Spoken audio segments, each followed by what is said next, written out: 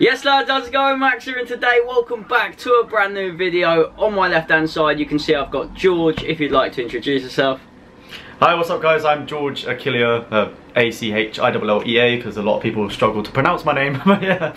Oh yeah, I'm here, let's go. Go check him out, his links are in the description. He's a Spurs YouTuber, like myself. He goes to every single game, he's got a Spurs season ticket. Go check him out. He's on the channel today. We're going to be talking about some random subjects that you guys just told us about on Twitter. We're just going to have a little rant, a little moan, give some opinions, basically just see what happens. And that's why George is here, so I can get his opinions, and we're just literally going to see how it goes.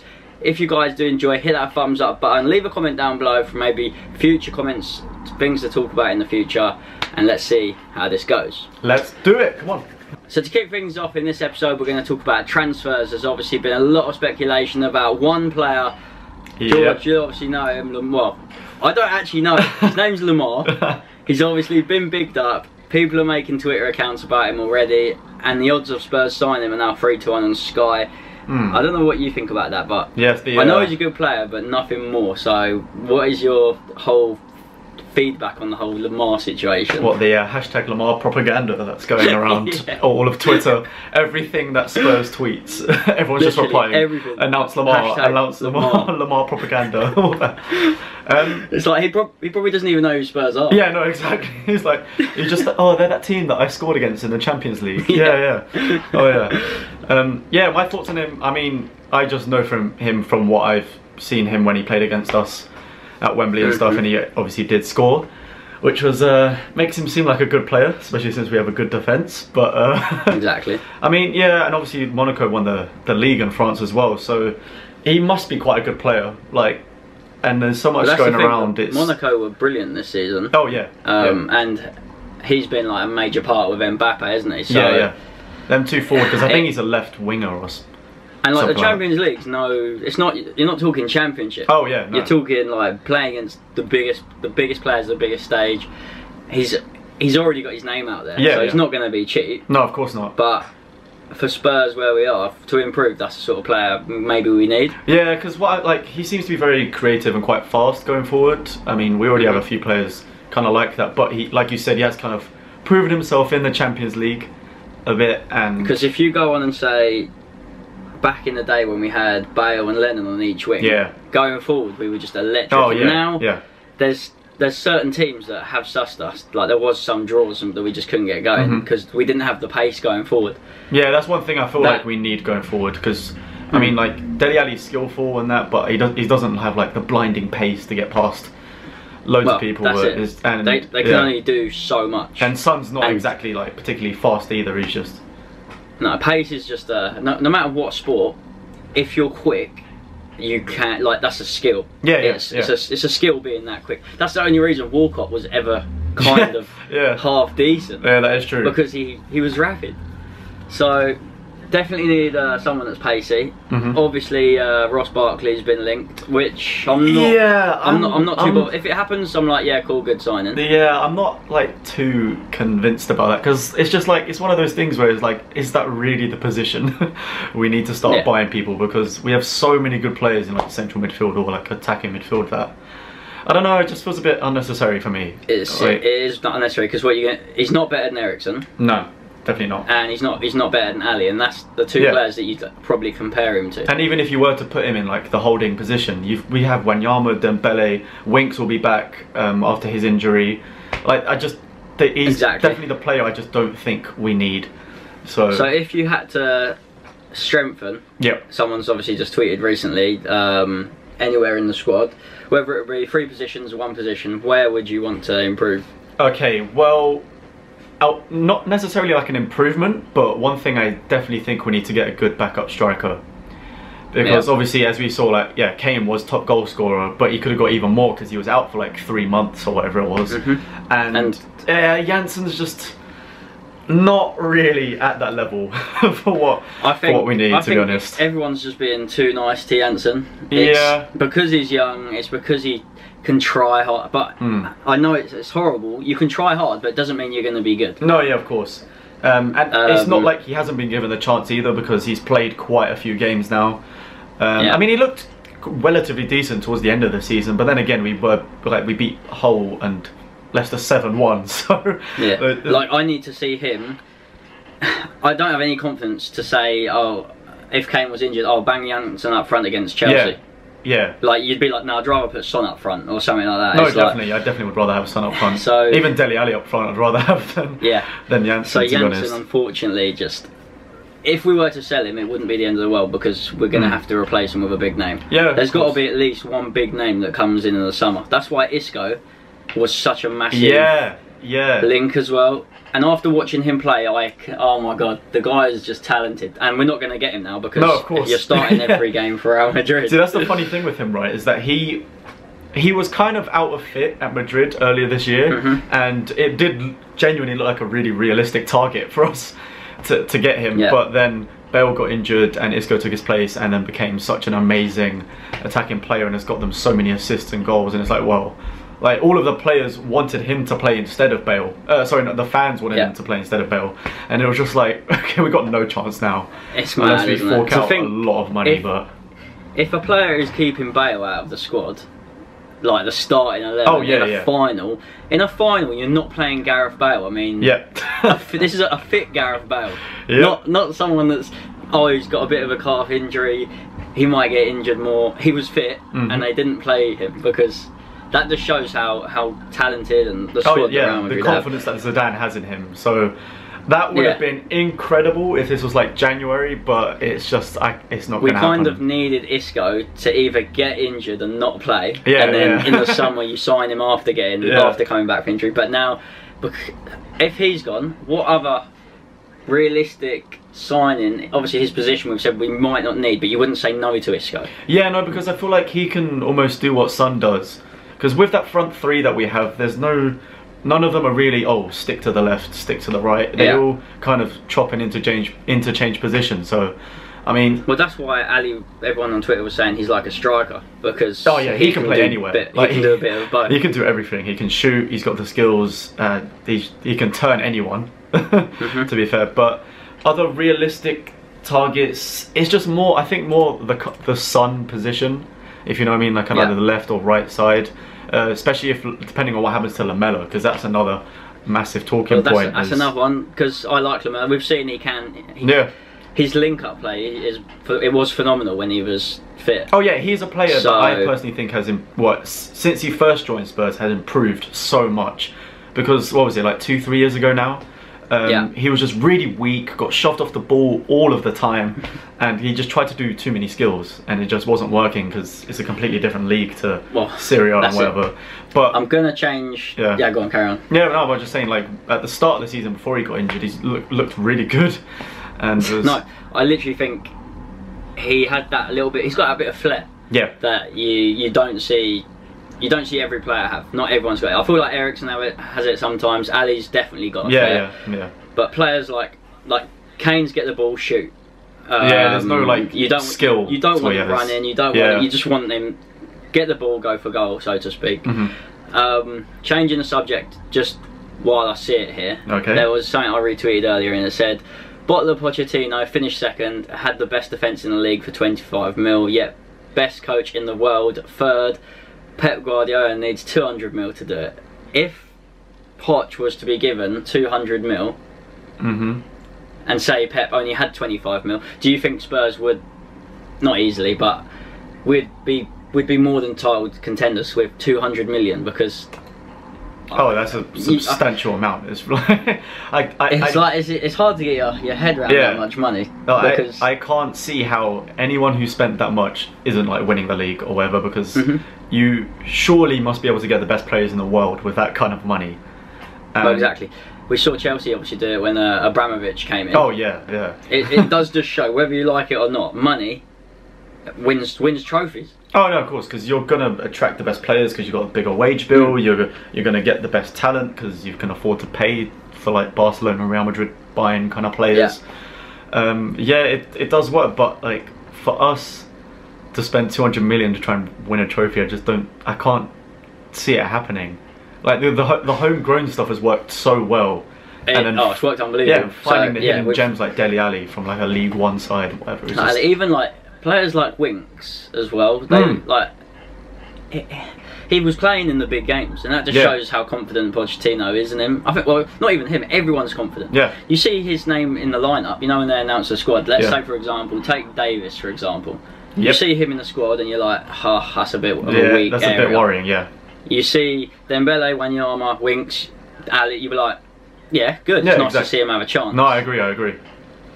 So, especially against Chelsea when we beat them 2-0 at home, which was probably one of my favourite games this season. When he came on and actually held the ball up well and stopped like Hazard and everyone making an attack, it just proves how much he has improved this season, coming from the youth squad. And honestly, he was just one of those players at the start of the season I was really sceptical of. I was like, oh great, another youth player, whatever. Is he really going to be as good? Because there's so many that we've tried, like Carter Vickers and whatnot, who they still have chances. But I'm so happy that Winks has actually been able to prove that he's a good midfielder. If there was anyone else to come through, I mean, I don't know, there might be one off the top of my head I can't think, but if we are going to play the three at the back, with obviously Walker Rose, are you more than happy to keep Dyer alongside Toby and Jan, or would you want another centre-back? See, that's what I was saying earlier in the year. I think we should go for another centre-back. Like a top quality centre back, because a lot of the time you got to wonder, like, why is he not playing Wimmer instead of Dyer, who is an actual centre back? So quite clearly he doesn't have the quality or like maybe the top talent to be in that three at the back.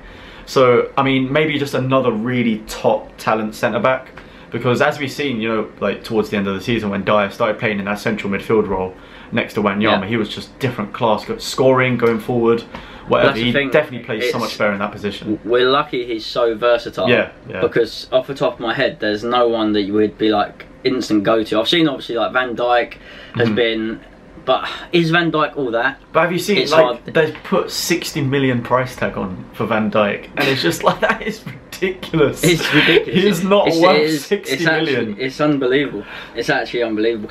I tell you what, it's like, it's because one player goes for this amount of money, it automatically means everyone's worth 20 more million than what they're actually worth. If you're in the Prem, if you're English, like Harry Kane, there's no one that would be able to have, there'd be no one that will sign him for under like 80 million. I'd be happy to put that out there. Yeah, same. I think so as well. Especially just seeing how much people are going for, like Pogba, 90 million. They're like putting like 80 million price tags on Lukaku and stuff. What is, the Kane has to be up there then, because he's been the top goal scorer, so a few seasons running. So guys, before we wrap this up, a couple more topics to quickly talk about. We've got Nkudu, Sissoko, and Tottenham moving forward obviously to the start of next season, and predictions for that. So George, I'm going to let you talk about Nkudu, because I know you're a big fan of him. Yes, literally far away. What have you got to say? Okay, well, where do I begin? Right, okay. Basically, Nkudu, I just feel really kind of annoyed at the fact that he's just not getting any minutes. Every time he's come on, it's been for like the last maybe 5-10 minutes, or like the added time, that last substitute, which just you can't do nothing in, bring the time down. Yeah, exactly. You can't prove anything in 5-10 minutes. Like we all know that, and just from what we've seen in those like little snippets of like play, especially when he played in Europa League and Champions League earlier in the year, is that he's a really fast player, which is what we were saying earlier, is the kind of player we actually need. He seems quite skillful. And is on that like left side that we are, I would say, maybe weakest. I mean, I love Son, but he is kind of a bit inconsistent. 100%. Son, if he could, I mean, obviously just changing the sub a tiny bit, but if Son took more of his chances, he'd literally be one of the best wingers in the league. Oh yeah, definitely. There's so many chances where he kind of like straight at the keeper or just couldn't finish it. It's mad, isn't it? That's where I think like Nkudu's really good, like that fast player. And then you're like, then we're going to go by Lemar, who is supposedly effectively the same as Nkudu, maybe just a bit better, but more noticed because he's had game time. That could literally be it. Nkudu could be better than Lemar if he was playing every single game. Yeah, no, I agree. I think we just need to give them the chance, and especially because we're not in Europa League, so we can't really field. So that's the thing. Are they going to risk playing someone that they're unsure of? Because Poch is clearly unsure about Nkudu if he's not starting him. 100%. If you're bringing Janssen on instead of Nkudu as well. Yeah, it's a sign that he's not doing well in training or something. It is annoying because obviously I like the guy. He looks like he can beat a player. Yeah, and he's hilarious on Twitter as well, Yeah, which is why he's got the bands on Twitter. I would love, like, one of my favourite things would be to do a video with him, because like, he just looks like he'd be such a funny guy. I'm going to have to tag him, he's going to have to see this. And Kudu, if you're watching this, you're a lad, and me and George want to do a video with you, alright? We'd love to do a video with you. Anyone, if you know anyone at Spurs working for them, or if anyone knows, please try and get in contact, because we'd love to. This is one of my top things. Legend, he's a legend. Him and Son are the two for me. Yeah, but Sonny, yeah. Because Sonny's always happy. He's always smiling. Always. He seems to be such a joker in like training and like to the camera, playing it up and all that. So especially because I've got like the Here Comes the Sun series as well. Like I'm just like him and Akudu are just two I'd love to. Because talking about Son, did you see that video where there was a clip with Pochettino hugging him? Yes, and he hugged all the managers, and that just shows how much confidence can probably do. Because if you know the players are behind you, you've got your manager hugging you, for God's sake. You know you're literally going to keep going. You're gonna. It's probably, I know it sounds silly, but it's like when you get you know when you used to get chased. Like if someone chases you, you get a bit of adrenaline and you keep on going. Yeah. If you know people are backing you, it's like the crowd cheering you on. You're gonna play better. You just it's just natural. The confidence will be through the roof, and it just shows how much passion there is for the club and the players and stuff, which is just fantastic, really. That's why we had such. That's why we went unbeaten at home, because just the raw like passion from the fans at home, which you'll see from my vlogs if you watch my videos. That it's just incredible. Go check his links, guys. Yes, the sneakily little that plug, little plug in. Don't worry. So no, definitely the confidence is massive, and that flipping. If you flip the coin, you've got Sissoko. Oh yes. You can link another French winger. Yeah, we should talk about. So when Sissoko joined, I was like, cool, 30 million, lot of money, right? But we were all going off of that game for France where he just ran that midfield. How can a guy go from running a team that's got Pogba, Kante, and Payet, when Payet scored like that free kick in the Euros for fun? It just shows confidence is just ridiculous, because the guy, you can't sit there and tell me he hasn't seen all the hate.